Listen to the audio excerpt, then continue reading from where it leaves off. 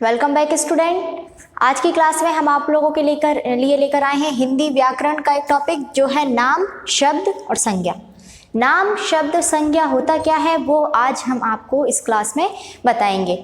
तो आप सभी को जो भी मैं यहाँ पर बताऊंगी उसको बहुत अच्छे से समझना है, क्योंकि जो संज्ञा होती है, संज्ञा की परिभाषा होती है, वो हमें आगे तक बहुत काम में आती है। इसलिए यदि आप उसको अभी समझेंगे तो शायद आपको आगे कोई प्रॉब्लम नहीं होगी। तो आइए हम शुरू करते हैं। तो आपके सामने बोर्ड पर एक छोटा सा अनुच्छेद दिखाई दे रहा होगा आपको। तो हम इस अनुच्छेद को पढ़ेंगे, इसमें क्या है, कौन कौन सी चीज़ें हैं और हमें इससे कैसे पता चलेगा कि कौन सा शब्द है, कौन सा नाम है, क्या संज्ञा होती है। तो यहाँ पर लिखा है कि यह आगरा का एक गांव है।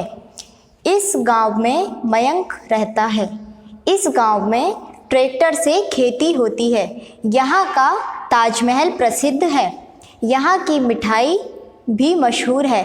यहाँ तोता चिड़िया भी पाई जाती हैं। यहाँ सब प्रसन्नता और खुशहाली का जीवन जीते हैं। आपने यहाँ पर एक अनुच्छेद देखा है जिसमें आपको कुछ कलर चौक से लिखा हुआ दिखाई दे रहा है, जैसे आगरा, गांव, मयंक, फिर यहाँ पर गांव, ट्रैक्टर, ताजमहल, मिठाई, तोता, चिड़िया, प्रसन्नता और खुशहाली। तो हम इसमें देखेंगे कि इसमें शब्द क्या है और वस्तु क्या है और स्थान क्या है।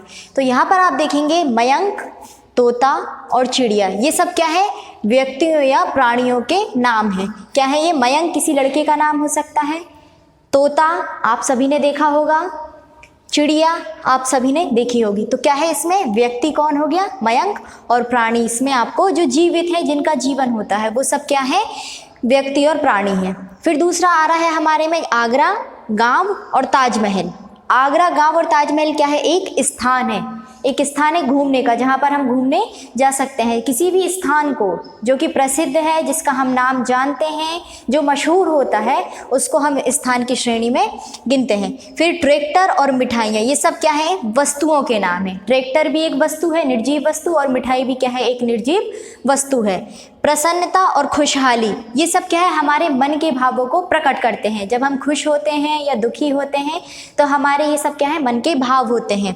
तो यहाँ पर हमने इस पैराग्राफ को लेकर यहाँ पर निकाल लिया है कि कौन सा व्यक्ति प्राणी है, कौन सा स्थान है, कौन सा वस्तु है और कौन से हमारे मन के भाव हैं। तो इन सब से हमें संज्ञा क्या होती है ये बिल्कुल समझ आ जाएगा। तो संज्ञा की परिभाषा क्या होती है कि किसी व्यक्ति, प्राणी, स्थान, वस्तु या भाव के नाम को संज्ञा कहते हैं। इसमें जो भी आपको कलर पेन से दिखाई दे रहा है, कलर चौक से दिखाई दे रहा है, वो सब क्या है? संज्ञा के रूप में आते हैं।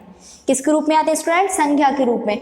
तो किसी भी स्थान, व्यक्ति, प्राणी या जो भी भाव हमारे मन में उत्पन्न होते हैं, वो सब क्या होते हैं? संज्ञा की श्रेणी में आते हैं। हम फिर से आपको संज्ञा की परिभाषा एक बार पढ़ के सुना देते हैं कि किसी व्यक्ति, प्राणी, स्थान, वस्तु या भाव के नाम को क्या कहते हैं?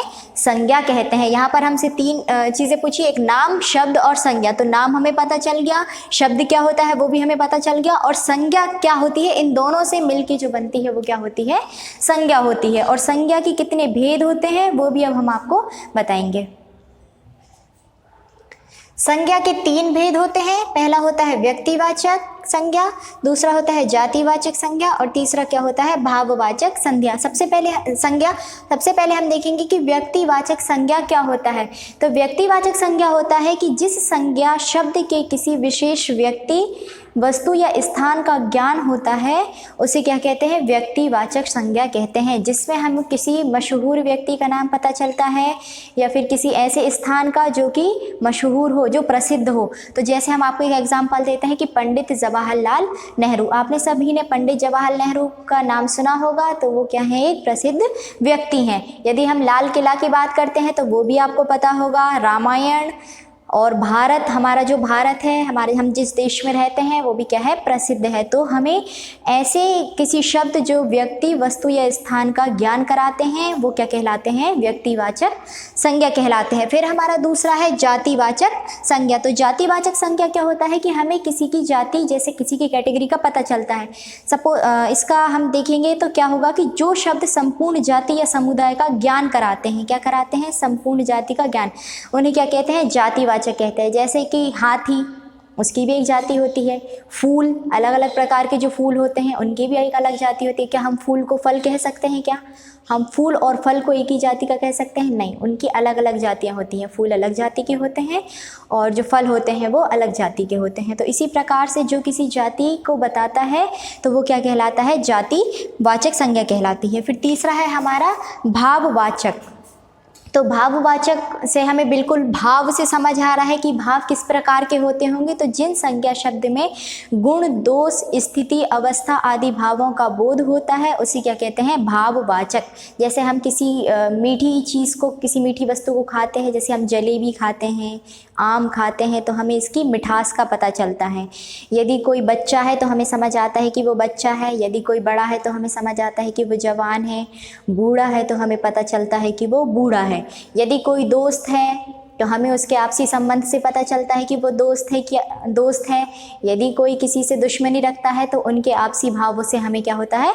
पता चलता है कि वो दोस्त हैं या दुश्मन है। हम अपनी खुशी, यदि हम खुश हैं तो हमें बिल्कुल सामने वाले को देख के हमें समझ आएगा कि ये खुश है कि नहीं है, और यदि वो दुखी है तो वो भी हमें समझ आता है। तो इन सब चीज़ों से उसको देख कर पता चलता है हमें, और उसकी जो स्थिति होती है कि वो कैसी स्थिति में है, खुश है कि नहीं है, उसके दोषों से, उसकी दशा से हमें क्या होता है? पता चलता है। तो ये हमें क्या बताता है? भाववाचक संज्ञा बताता है। तो आपको जातिवाचक संज्ञा का भी पता चल गया कि व्यक्तिवाचक संज्ञा का भी पता चल गया कि व्यक्तिवाचक संज्ञा क्या होती है, जातिवाचक संज्ञा भी क्या होती है और भाववाचक संज्ञा भी क्या होती है। इन तीनों को हमने आपको बता दिया है। एक बार हम फिर से रिपीट कर लेते हैं कि हमारी जो परिभाषा है कि हमको संज्ञा का पता करना है कि संज्ञा होती क्या है। तो हमारे आसपास की जो चीज़ें होती हैं सभी का कोई ना कोई नाम ज़रूर होता है। आपको भी पता होगा, पेड़ है तो हम उसको पेड़ बोलते हैं, फूल है तो फूल बोलेंगे। व्यक्ति, यदि कोई जानवर है तो हम उसको जानवर के नाम से उसको जानते हैं। तो जो भी आसपास हम चीज़ें देखते हैं सबका कोई ना कोई नाम होता है और उसी को क्या कहते हैं? संज्ञा कहते हैं। तो एक बार हम संज्ञा की परिभाषा को और रिपीट कर लेते हैं कि संज्ञा की परिभाषा क्या है कि किसी व्यक्ति, प्राणी, स्थान, वस्तु या भाव के नाम को क्या कह रहे हैं? हम संज्ञा कह रहे हैं। किसी भी आसपास की चीज़ को हम फूल को संज्ञा कह सकते हैं, फल को संज्ञा कह सकते हैं, हम किसी कुर्सी, टेबल, किसी भी चीज़, ये मेरे हाथ में चौक है, ये भी क्या है? एक संज्ञा है। तो किसी भी प्रकार की जो आसपास की हमारी चीज़ें होती हैं सबका कोई ना कोई नाम होता है, तो वो सब क्या होती हैं? संज्ञा की श्रेणी में आती हैं। और यहाँ पर हमने संज्ञा के आपको तीन भेद बताए हैं। एक है व्यक्तिवाचक, एक है जातिवाचक और एक है भाववाचक। मैं उम्मीद करती हूँ कि मैंने आज आपको नाम, शब्द और संज्ञा का जो भी बताया है आज की क्लास में आपने बहुत अच्छे से समझा होगा।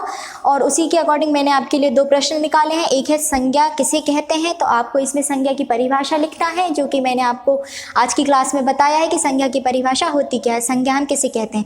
और दूसरा है आपका संज्ञा के कितने भेद होते हैं। तो हमने अभी जस्ट पढ़ा था कि संज्ञा के कितने भेद होते हैं, वो मैं आपको बता दूं 3 भेद होते हैं, लेकिन कौन कौन से होते हैं ये आपको खुद ही लिखना है। फिर मिलेंगे अगली क्लास में, जब तक खुश रहिए, स्वस्थ रहिए। Thank you.